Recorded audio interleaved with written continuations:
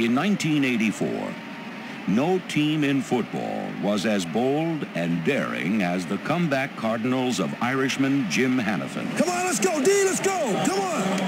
On the delay, this time the play action. He's going to throw it deep. A wobbler one. It is intercepted by the defensive back, Leonard Smith, and he runs it in for a touchdown. He simply took it away from Dave Young. Way to go, Leonard! Great job, great job. Well, we got to have 2 touchdowns in this quarter. We win this. Touchdown and field goal, we win it. Let's go now. Here we go. Okay, Juice. Here we go, baby. Oh, boy, I'll tell you what, we could get 6 points here. Max back to throw. Throws over the middle. Complete to Green. Breaks the tackle inside the 40. Green to the 35. 30. Could go. At the 20. 10. 5. Touchdown. Roy Green on a tremendous bit of broken field running. Hey, a great call. A great call. Beautiful job. Perrin will hold as O'Donoghue will try and win it for the Cardinals. Here is the kick. It is up. It is long enough. It is good. A 46-yard field goal by Neil O'Donoghue.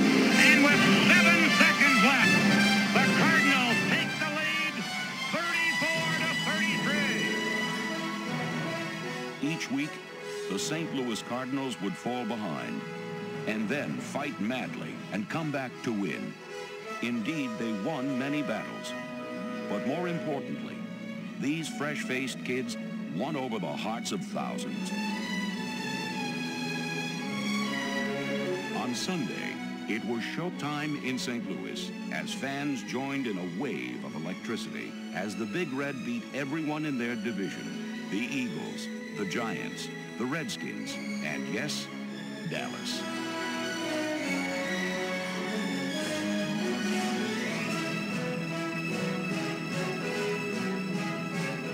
On the field, they were a night gallery of horrors for opponents. Off the field, they were a family worthy of a Norman Rockwell portrait. More than a winning franchise, they were true fraternity brothers. A tight team won tight games. Each Sunday, it was high drama, the big play, and showtime in St. Louis.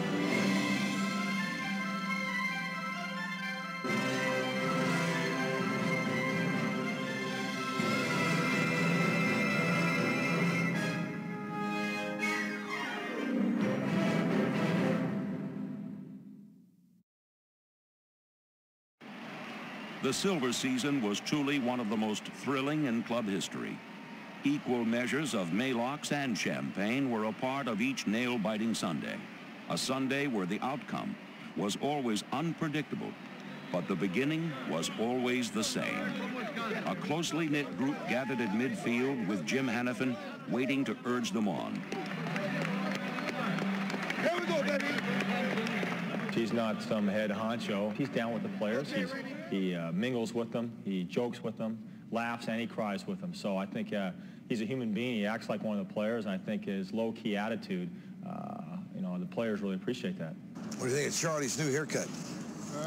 Huh? Need less curl. Let's get that hairdo on TV. Look at that. Pretty hairdo. Really a pretty hairdo here. That's a hell of an improvement. The offensive line was in need of some improvement if St. Louis was truly to contend. Hannafin knew it, but the line decided to get their act together on their own. Last year we gave up 59 sacks, and that's something that we were very much embarrassed about. And Terry Steve, who's probably the leader of our offensive team, got all the guys together and got us working out 5 days a week, and through it we developed a closeness between each other, physical strength, and I think it showed on the field how well we've done this year because of that. Sometimes their physical strength got them a little too close on the field, and at the heart of every fight, you found a rededicated offensive lineman. In 1984, the front wall provided Neil Lomax with enough time to rewrite the Cardinal record book into his own personal biography.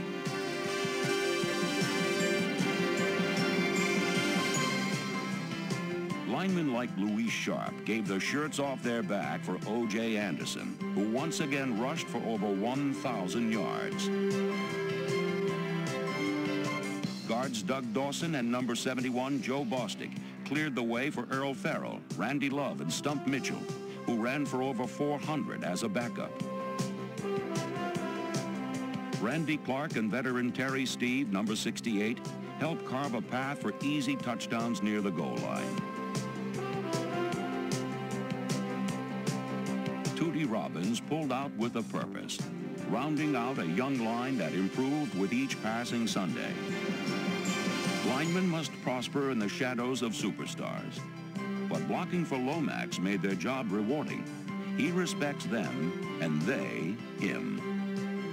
I think if you ask those 5 guys up front, they think that I am doing an outstanding job at what I do. They realize that I'm playing for the St. Louis Cardinals, not for Neil Lomax. And they know I'm still young and I make some mistakes. But I tell you, it's so satisfying when they say, hey, you're the leader, and whatever you say in that huddle, it goes. In 1984, Neil Lomax fired for over 4,600 yards, breaking virtually every club passing record.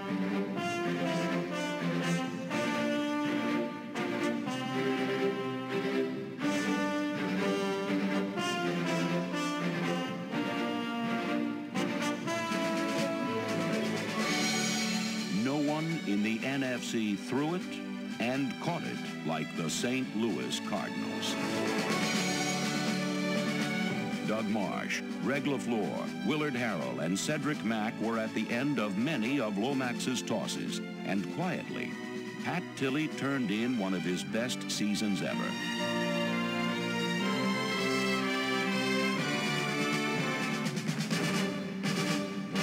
Tilley totaled nearly 760 yards as the possession receiver proved to be one of the most prized possessions in the Cardinal attack, feared by defenders and referees alike. And then there's a superstar, known simply as Jetstream.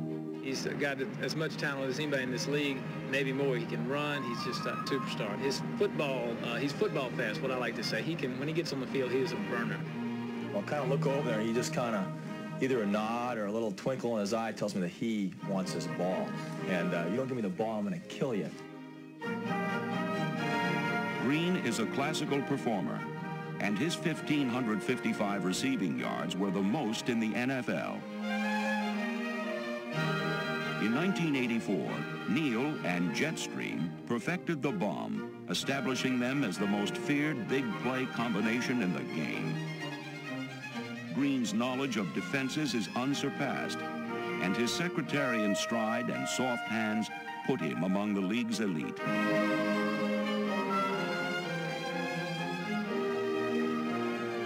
Despite Green's heroics, the Cardinals stood at a disappointing 2-3, and the Cowboys awaited them. It had been 7 years since St. Louis had won in Texas Stadium, but this time they had a plan.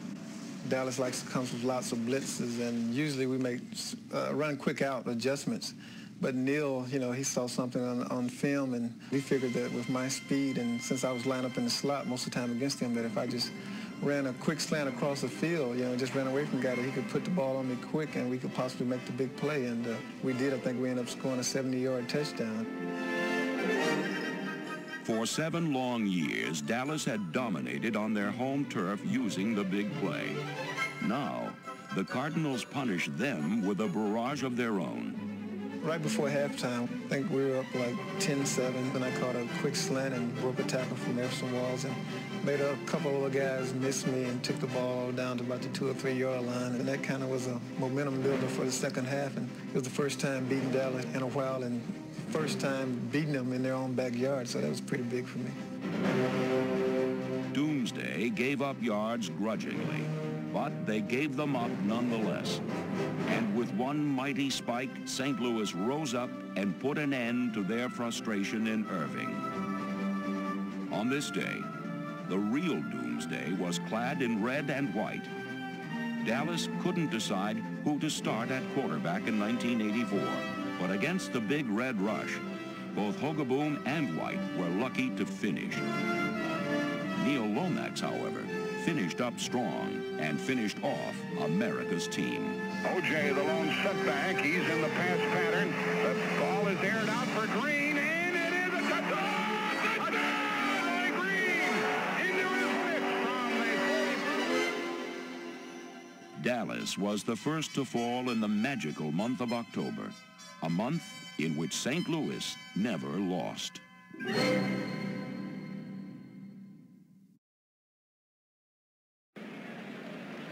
Fans were buzzing over the previous week's victory in Dallas and against Chicago. It was clear that the team had picked up right where they left off.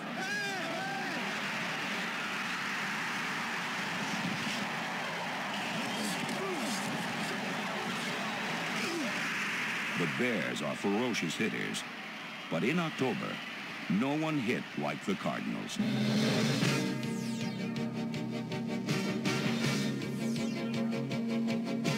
For much of the game, the defense erased yards from Walter Payton's record rushing total. And the offense made the vaunted Bear defense look ordinary.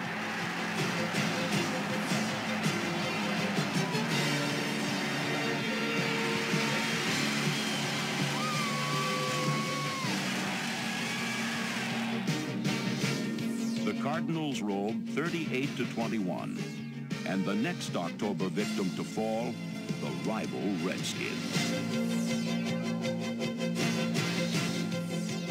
St. Louis gained a 10-7 halftime edge, but Washington roared back to lead 21-10.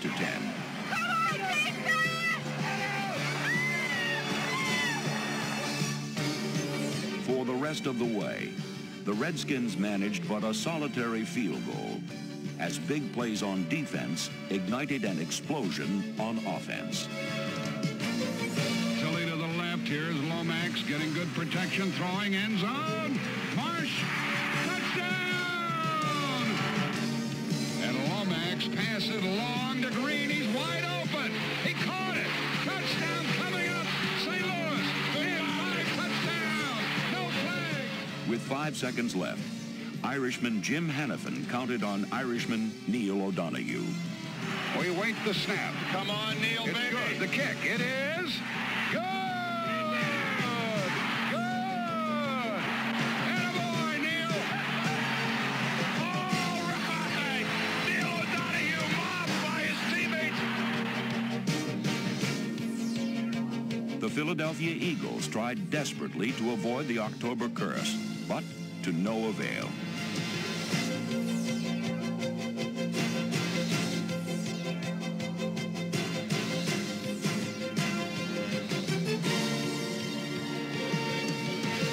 St. Louis destroyed Philadelphia, in Philadelphia, 34-14. And with Sweet October a fond memory, they stood confidently at the top of the NFC East. Then you come back with a knee tie. Much of their success stemmed from Floyd Peters' defense, a unit that rose from 22nd to 8th in the league. Everyone hit, and on each down there arrived a new hero. Men like Leonard Smith, David Galloway, Mark Judah, All-Pro E.J. Jr., Hitman Bob Harris, and sack leader Curtis Greer. Number 76, Stafford Mays, plugged up the two-hole in a hurry. And linebackers Kurt Allerman, Charlie Baker, and number 59, Thomas Howard, kept the short passes short. On first down, an E.J. Jr. sack. On second down, another for Al Baker. On third down, Elo Grooms with a forced fumble. Everyone contributed. Lee Nelson, Wayne Smith, and number 48 Lionel Washington, who led the team in interceptions for the second straight year. near the end zone, Benny Perrin became the hero with an all-pro play. But many times the hero couldn't be identified, for he would be lost in a smothering red and white blanket.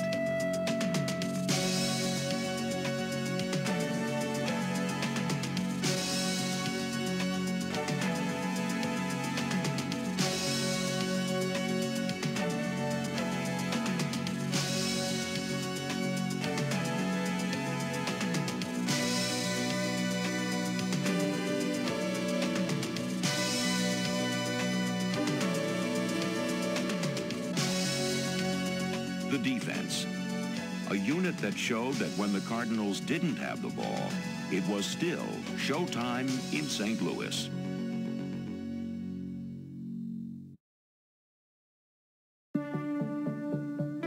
Black tie and a bit of the bubbly are in order when you're the toast of the town. When you're winning, smiles come easily.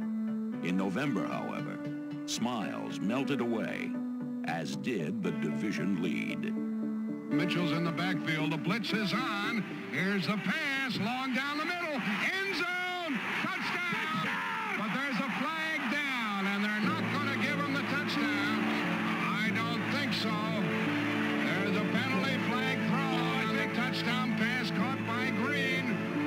They're going to call offensive interference. The Cardinals lost 3 straight. 4 games remained, and St. Louis's task was clear: win every game or miss the playoffs.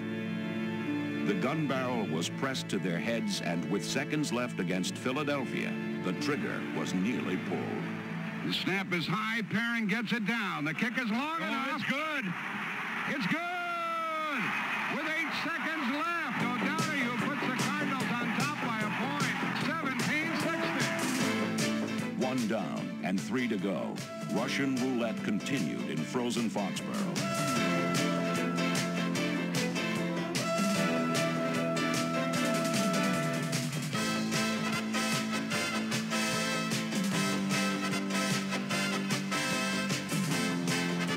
Against the Patriots, St. Louis played a near-perfect football game and blew away New England 33-10.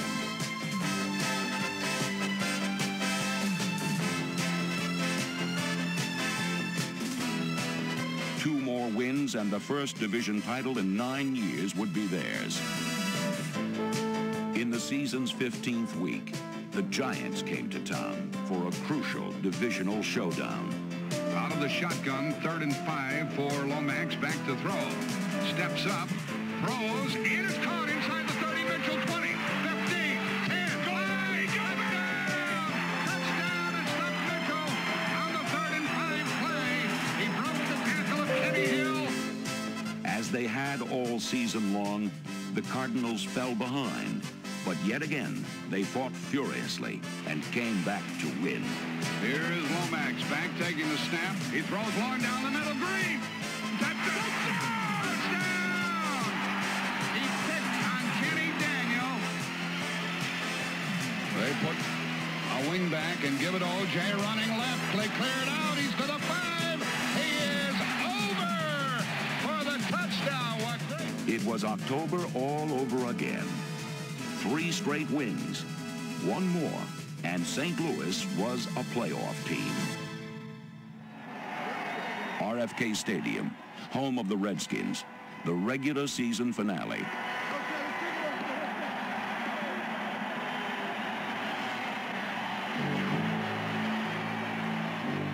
After the first 30 minutes, St. Louis trailed by 3 scores far away from home. Desperate times require desperate measures, as they say, and Neil Lomax answered with the greatest passing day of his career. 2nd down and 6 for the Cardinals at the 25. Lomax again to pass. Back he goes. Over the middle, he's got Roy Green wide open. Roy Green to the 40, the 30. He's gone. Goodbye, sweetheart. The second half found Lomax facing up to the challenge, and Joe Theismann face down in the mud.